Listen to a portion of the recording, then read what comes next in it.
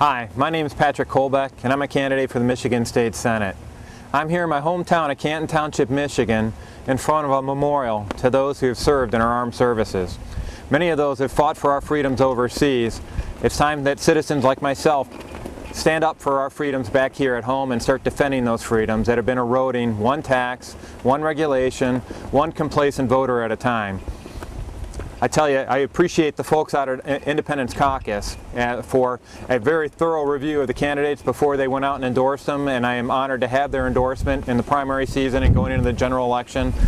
I look forward to going off and defending the principles that they hold dear, which is what every American should hold dear, that are embodied in our Constitution. Those principles reflect the will of the people. Matter of fact, our Constitution starts with the phrase, "We the people." That's intended to remind our politicians where that power comes from.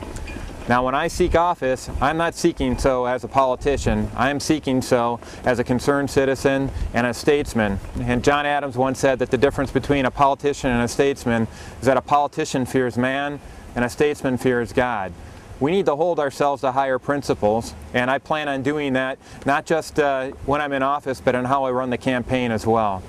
I'll tell you, I've been surrounded and blessed with many people with many different talents on this campaign trail. We are truly grassroots, and I join many of other grassroots candidates across the nation that are very concerned with the direction we're headed in as a country. We're seeing the results of bad policy and straying away from the principles that made our country great, and our high unemployment rate, and the spending without limits, and seeming disregard for the will of the people. I pledge to you that I will do my best to make sure that the principles embodied in our Constitution, both the U.S. Constitution and our Michigan State Constitution, which reflect the will of we the people, are adhered to during my term in office. And to these pursuits and to these ends, and with firm reliance on divine providence, I pledge my life, my fortune, and indeed my sacred honor to this pursuit.